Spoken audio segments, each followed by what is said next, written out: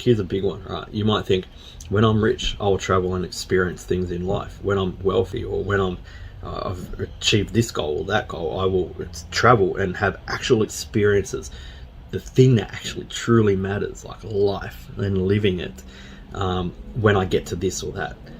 The truth is, many of us will never get to this or that, right? Because a lot of us look at these hardships and these stepping stones as oppression, rather than like something that's actually building the character and developing inside of us what we need to actually achieve these goals, and looking at every adversity as an opportunity to grow, right? Because growth will get you those goals.